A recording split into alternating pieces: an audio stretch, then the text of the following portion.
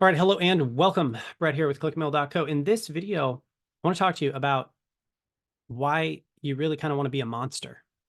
And I mean that in a good way. That sounds negative, but I mean that in a very positive way.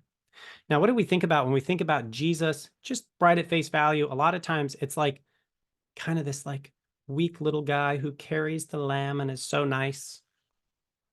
And that's how we think about Jesus. And we say the word meek, but what we mean is the word weak. Okay. And that Jesus, that Jesus isn't going to win in a fight, because, oh, goodness gracious, I couldn't hurt anybody. That's not Jesus. Jesus was a carpenter. He's jacked. Jesus went into the temple of the money changers, the temple where the money changers were, swindling people in the name of God, and flipped their tables and made a whip and was righteously, I'm sure, angry and took care of business. Jesus wasn't a weenie. Jesus was powerful. Let's go over to King David, or to be King David. David was no weenie. David was not weak. This is, I think, what we get a lot in the church. We're not called to be weak Christians. David is out there. He's a kid. He's like, what was he, like 10 years old, 9 years old? He's fighting lions. What kind of 10-year-old fights a lion? He's fighting tigers. He's fighting, I feel like I'm quoting the Wizard of Oz. There's some big animals that I know he fought, wolves or bears or whatever it was that he was fighting. Those are crazy for a kid to fight. And are you capable of fending off something like that and protecting your flock, protecting your sheep while also being super weak? Well, let's just do some basic math. How strong is a lion? How strong is a bear? How strong is a tiger or a wolf or whatever it is that's hunting him? They're really strong, right? How strong is a weak person? Well, weak. What's going to win if a strong thing is met by a weak thing? Let's call it King David, weenie little 10-year-old David. What's going to win? The strong thing. Of course it is. The reason why David won is because he was stronger than the monsters. Well, what does that make you? If you do not expect an easy life and you just know God's called me to do some stuff and it's going to be really hard and I'm going to have to be okay with that. And not only am I going to have to be okay with that, I need to be ready for it to be hard. I need to be training. I need to be deepening in my faith. I need to be deepening for me and my business acumen. I need to be getting better as a parent. I have children that have trauma. I can't sit around and just sort of hope that I've got the skills I need. Certainly no one gave them to me. I'd better be learning about parenting and going to parenting classes. I need to get strong. David had to be stronger than the monsters. He's not just sitting around in the field hoping nothing happens and one day a lion pops out and he just accidentally kills it. Of course not. You fall to your level of training. What is he doing? He's using that sling. He's whirling it around and he's aiming it in his spare time. He is becoming a master of that thing. And also, I've seen people use these slings and they land a rock. The rocks he picked up, those little rocks, they land with the power of a 40, what is it? There's a 9mm and a 45. It's not a 44 Magnum, a 45 caliber round, which I don't know if you know that. That's a big bullet. I've shot 45s. That's a heavy round. So you're talking about chucking a rock as hard as a gun shoots a bullet. That's why Goliath went down. It's not like a miracle from God that Goliath went down. Do I think God was working in that moment and had provided and prepared David for that moment? Yeah, absolutely. God was in it. Do I think God, David threw a stone and then Goliath's like, what? Oh, no, of course not. He shot that thing out of there like a gun. And what is he doing? He's practicing and preparing and he's being ready. He's training. And what happens? The lion pops out behind him. He hears it coming. He pulls that thing out and just whoosh, and then takes it out.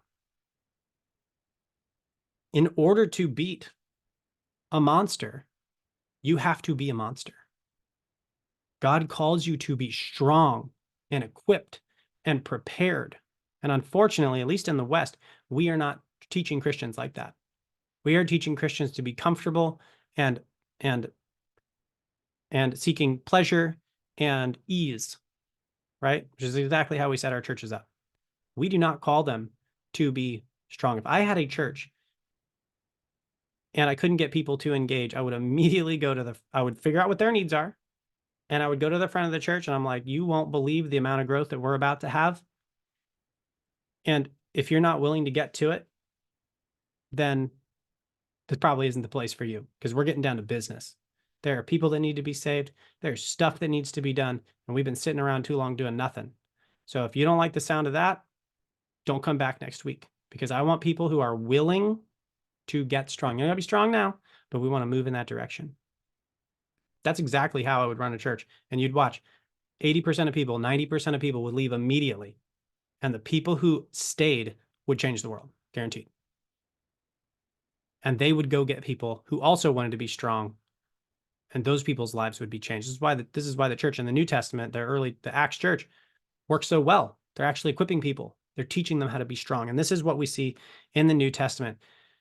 King David was a monster. How do we know he was a monster? Because he's fighting monsters. He's as strong as a lion. He's stronger than these creatures. And what happened? He became this strong young guy.